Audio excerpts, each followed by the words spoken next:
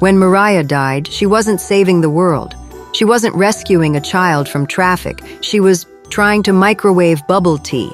It exploded. She didn't. Until she did. And then, darkness. When she woke up again, the first thing she saw was a cow. A cow sitting on her chest. "Excuse me?" she croaked. "Am I, part of a rural startup now?" The cow stared at her, unimpressed, then mooed in her face before plodding off. Miraya sat up slowly. Her back ached. The ground was rough dirt. The air smelled like manure and magic. If magic had a smell, it would definitely smell like something someone should have cleaned 3 days ago. She blinked around. There were wooden huts, patches of farmland, and people staring at her like she'd just fallen from the sky, which, to be fair, she might have. A girl about 12 years old rushed over. "Miss, are you okay? You dropped from the hill like fwa." She waved her hands dramatically. Miraya blinked. "I dropped?" "Yes, from the sky, right into old Berta's cow pen." Miraya looked at the muddy hoofprints all over her dress and sighed. That explains a lot. The villagers were gathering now. An old man with a cane squinted at her suspiciously. "You one of them traveling mages? Come to sell more exploding soap again?" "Soap?" Miraya's eyes widened. "You sell soap?" The man frowned. "We used to.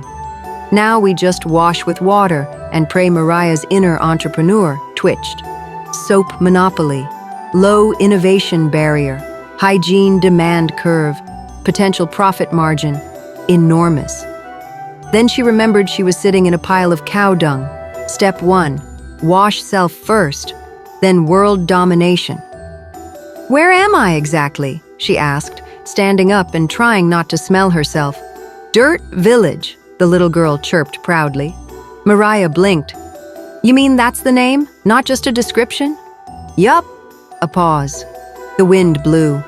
Somewhere in the distance, a chicken screamed. "Perfect," Miraya muttered. "My afterlife has a sense of humor."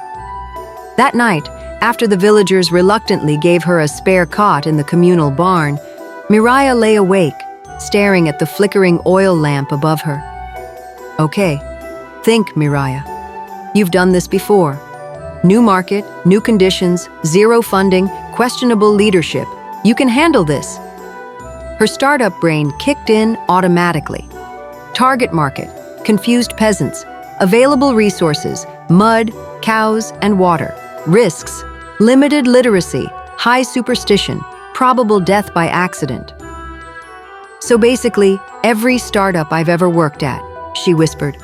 The next morning, she decided to prove her worth. Step 1, make soap.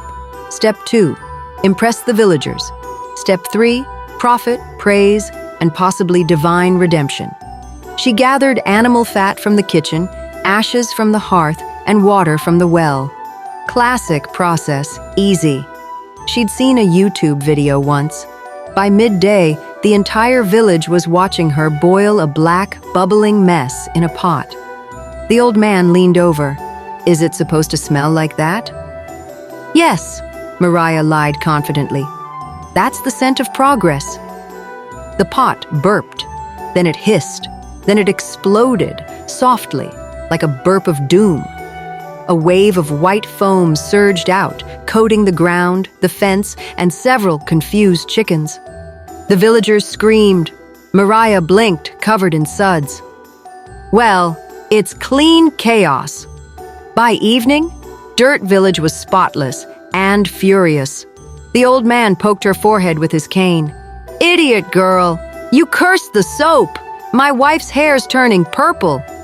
"Technically," Miraya said, "that's a feature, not a bug." The villagers glared.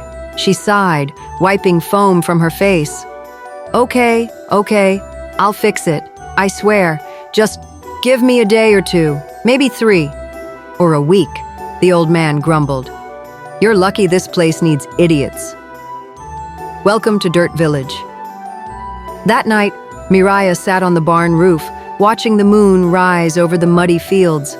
Her clothes still smelled faintly of lavender and failure. She laughed softly. Reincarnated as the village idiot, huh? Guess it fits somewhere below. The villagers were still washing purple out of their hair. Miraya smiled. All right, Dirt Village. Let's see how far a fool can take you.